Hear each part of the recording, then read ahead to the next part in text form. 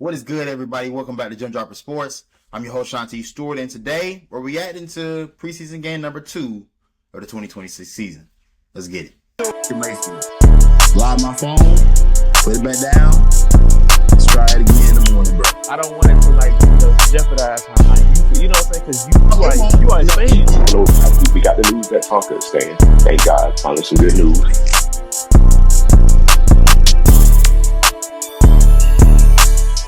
Look, man, I'm on the interwebs. I'm on every single site you can think of, watching Panthers content. And obviously I know what the fan base is upset about after game 2, and it's the offense. The first team offense looked terrible. You got 9 plays out of 3 drives, and we didn't get a chance to really see what we had been working towards this entire training camp. I think not being able to see the passing game, take some shots down the field, not being able to see T-Mac, Coker, and X make some type of plays. Jonathan Brooks got some touches, but you didn't get a chance to see him really look like himself because of the protection up front. The offensive line did a terrible job, and that is nothing that we can sugarcoat. It is what it is. Now, missing Robert Hunt and Damian Lewis plays a factor into that, but it disappoints me that we don't have the depth at the guard position that I think is going to take for us to be able to get through a 17-game season. When you start looking at last year and how that season went, it came down to a lot of what we had after the first stringers, because Robert Hunt was out for the majority of the year. Damian Lewis missed time. You had a bunch of guys that had to rotate in whenever their time was called upon and had to play significant snaps. So so there is no excuse, and there is no being lighthearted about what we saw. I don't want to overreact though. That just wasn't a good outing by the first team offense, and we didn't get a chance to see much of anything. I know people were kind of upset at Dave Canales, which is kind of common during the preseason here in Carolina, that, he said the first team offense didn't earn their reps. And I know the mindset is, well, look, give them as many plays as possible because we need to see them do something positive. But on the other end of the spectrum, you had 3 series. If in 3 series you could only manage 3 plays and you can never get a first down, the one time you did get a first down, it gets called back because of who? Lou Fortner, illegal man downfield. So there was ample opportunity to make something happen. I don't know what this looks like in the upcoming weeks. I'm not overly worried, but it just wasn't a good outing in that moment, and that deserved to be, pointed out and ridiculed. I think one of the valid concerns that people are having about Izzik and how the plays were called for the first team offense compared to the second team offense is that it just didn't seem like we used nearly as much of the creativity for the first team offense as we did for the second team. And with the second team, even with Haynes King, with Kenny Pickett, there were opportunities there to move the pocket around. I thought it was more creativity, even with the route combinations. At least, and I'm only seeing this from the TV copy. Don't kill me here, but that's just what I felt. I felt like there was a bit of a looseness. Now, again, a lot of this has to do with the fact that when you go 2s on 2s, that looks different for your offensive line group, and they play better against the 2s of Buffalo than they did against the 1s, because you are having 2s work into the starting lineup with the 1s until we get everybody back. So I think that played a factor into how that game went as well. But yeah, I can't say I love the sequence of play calling, but again, I think when you are facing pressure from the interior, Chandler Zavala is just a guy that I don't think any of us believe in the fandom that he can play at the NFL level. I think the only people that believe that Chandler Zavala is an NFL player are on 800 Mint Street, and that's about it. So if that's the best we can do at that position as a backup, then I think we're in trouble. Brady Christensen, I won't criticize as much because he's coming off an Achilles injury. I'm happy that he's back in Panthers blue, but it's hard for me to want to bash a guy that is coming off of an injury of that magnitude. Now he is out there on the field, so it's like I can't not say anything, but it just I don't feel the greatest about critiquing him the way I would critique some other guys. Now, for what it's worth, I thought Rasheed Walker looked great. Not great, but I thought he looked solid. I thought he looked very much solid. I was fine with his performance. Marlon Freeling had some snaps where, he kind of got walked back, but I thought overall it was a solid performance for the rookie in his first snaps. These are things that are important. Those are the positives from the offense, that those two guys, Walker and Freeling, look solid in their first outings, and you hope for Freeling it's just going to be continuous reps. Continuous reps. Let's get better. Let's get our feet underneath us. Let's get a great feel for the game, and let's see how we progress from that point forward. But the reason why I said we can't overreact is because I'm seeing people talk as if we need to move on from Bryce Young based off of a preseason game. And I just can't tell you how dumb you sound. I just can't put into words in a nice fashion how you sound talking to me about we should really give Haynes King a shot at QB1. Like, it's the alluding to it. It's the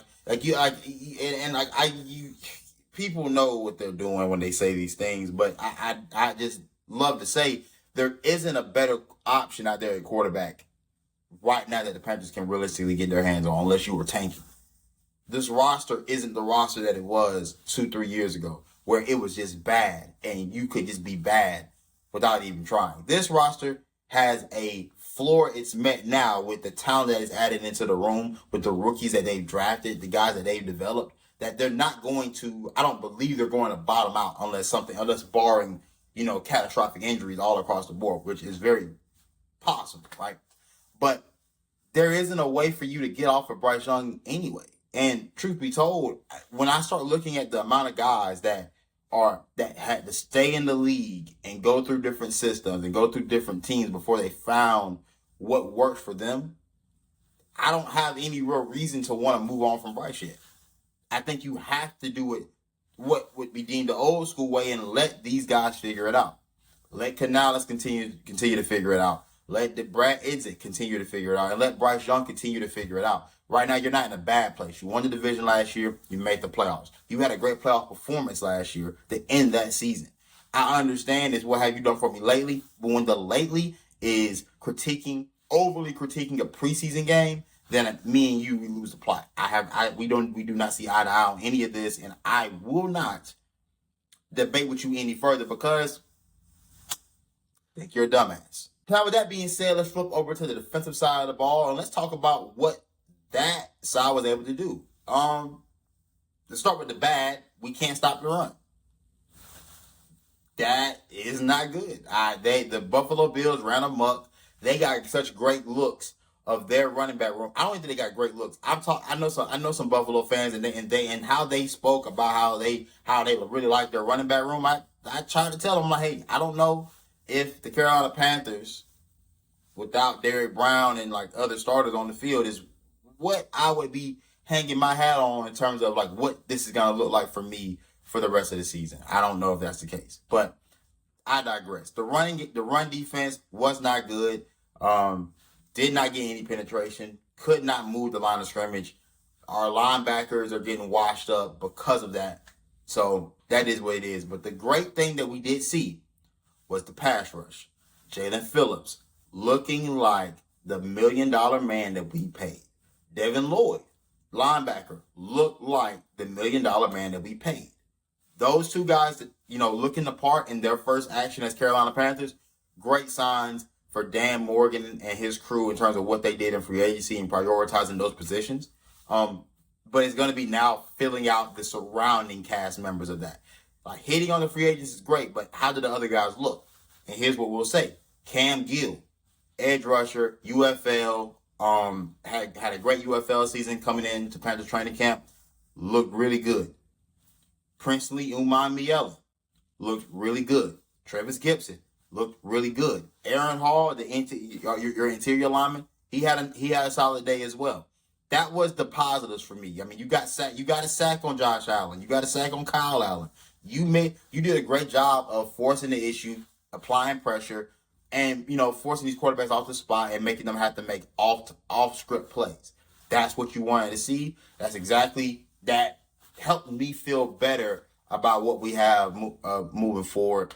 as far as the DB room, I mean, it wasn't a great showing by our first team DBs. I mean, but nothing that I could necessarily say I'm worried about. It is what it is. But the overall point is that the trenches on both ends have to be better in the interior. That's exactly what it is. The guard play on the offensive line, the interior defensive lineman play on the front, that has to be better if we want to be a team that's going to compete for, Super Bowls, division titles, all that alike. The interior of each line has to be better. And again, we're staying with the theme of not overreacting, but not happy. Ejiro Evero. It just feels like sometimes when we watch this Panthers defense, it's like they're being coached to just allow 4th and shorts to just be automatic gimmies for the opposing offense. I mean, we watched like a 4th and 3 the other day where they ran a bench concept and our corners are 10 yards off. Nobody's pressing up. Nobody's altering the route of any sort of kind, and it's just free money. And that's a bit irritating. I'm not aware because last week it was Cooley who called the plays for the Hall of Fame game. This week, I believe it was Evero that called the plays this time, or I could be wrong on that. But that's neither here nor there. No matter who's calling it, why aren't my guys allowed to be more aggressive in these types of scenarios? Do we not need to see how they handle short yardage situations, and can we not put them in position to make a stop? That's just a question that I have, I have for myself coming out of my brain. But that is what it is. I will say that Jackson Kawach, he is. I like what I see. I do like what I see. I think in the first preseason game, you saw him just being active. You're getting to the ball, making plays. But like with rookies, you understand they're going to be like a step slow because you just got to trust what you see. Trust what you see, trust your key, read your keys and make plays from there. Once the game starts to slow down for you, now it's just playing football. And I thought we saw some of that again, even in the Buffalo Bills game. He is getting to the football. He is making tackles. Now, where he's making these tackles, you know what I'm saying? Like the numbers may not, like if you have a shit ton of tackles, maybe it's because they think that we can get off on you more so than somebody else. But I think Kawhi is starting. I like what I've seen thus far. Wheatley, the safety out of Penn State, he as well. I think you start to see more and more of what he was at Penn State, in which the main thing was he was an aggressive enforcer on that Penn State defense. He's going to rally to the ball. He make good things happen when he's around the football. But whether it be interceptions, forced fumbles, you saw it in the Arizona game where he forced a fumble. When he forced a fumble there, he has been active, whether it be good or bad. Like that's just the nature of that position, though. The defensive back position, whether it be corner or whether it be safety, is that early on, I expect the mistakes that I'm seeing. There are big plays that are going to be given up with him on the field because he isn't all the way trusting what he sees yet, and he isn't playing football freely just yet. But the more and more reps that you continuously get, the more and more time you spend figuring out what works and what doesn't work, you'll be able to be more the player that you're destined to be. And I see the vision with Wheatley. I definitely do. And I won't act as if I was the biggest fan of that pickup coming out of the draft, because obviously being a South Carolina guy, I wanted Jalen Kilgore. I understand the stark difference between how those two guys play and why Evero wanted Wheatley instead of Jalen Kilgore. Not to say that I still wouldn't take him right now, but I definitely understand what he was looking for, and if the traits and the positives that we've seen on his tape from college and the little bits and pieces we've seen so far through 2 NFL games, if those things can become consistent, then you have a damn good safety that could be a part of a unit that I believe can be ultra physical, a part of a unit that I believe can have real enforcer like traits if he's able to play up to that standard. And as far as the Panthers receiving battle goes, Jasim Reed is continuing to impress. Is another touchdown and another week of preseason action. Again, you start to remember this is a guy that they kept on the practice squad last year. They've seen him develop. He's been within the system, so he's got a great chance of making a push and being on the 53-man roster. I think he's making a push to give somebody else the boot. We don't know who that's going to be just yet, but I mean, what we do know is that if it's up to Dave Canales, David Moore is going to be on the roster yet again. But I think another guy that I thought in the short time that he's been here has impressed Casey Washington. Now, I don't think he's impressed enough to be able to make the 53-man. I think that if you're Carolina, your hope is, when the preseason is over with and because you're going to cut him, that he clears waivers and you can throw him right on the practice squad because I think I like him. I really do. And I've just been impressed with what I've seen thus far. Everything from, it's not like it's too much, but it's just I like the type of receiver that he is. That's the type of receiver that we don't necessarily have the most of. I believe he's an explosive player alongside the guys like a Jimmy Horn, a Mechie, right? But I think he's also been one of those quiet guys that have just kind of day by day. I've been impressed, but I just kind of know his standing on this roster. I don't believe he's going to usurp anybody to the point where he's getting guys kicked off the roster. But yeah, that's about it. But as far as things that I want to see in I guess technically this is going to be week 2 of the preseason coming up against Jacksonville, and obviously so I think we have some joint practices coming up as well. Look, offense continuity, man. I want to see some type of growth in how we execute. Get more than 9 plays. I would love to see 15 to 20 plays from that group. Some successful drives, some first downs, a touchdown, just to see that it can work. That's all fans want to see. That's all fans need to see is, hey, this can work. That's all we need to know from our offensive line, from our offense at this point. But on the defensive side, stand tall against the run. Let's see a better game from our back end. Mike Jackson didn't have the greatest outing in his first preseason game. I just want to see a better outing from our back end. I want somebody in this linebacker 2 battle needs to step up. Right now, we don't know if we feel like the answer is on this roster. That's a very fair question to ask. Shirtless, Trayvon Wallace, somebody make their claim to be the guy. Please.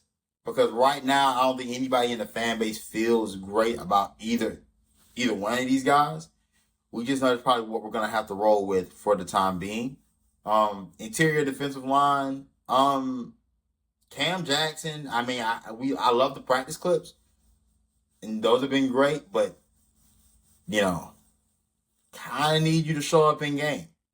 Lee Hunter is a rookie. I want to see something from you, but I'm not overly concerned. But Cam Jackson being the guy that, at that size, what they're saying, him being listed as a starter, I'm expecting you to give me something. So that's definitely what I need to see from both groups. With that being said, I'm your host, Shanti Stewart. This has been J Dropper Sports. And like and subscribe to the channel. More content on the way, y'all. Football season is here, so you know what time it is. And I'm out.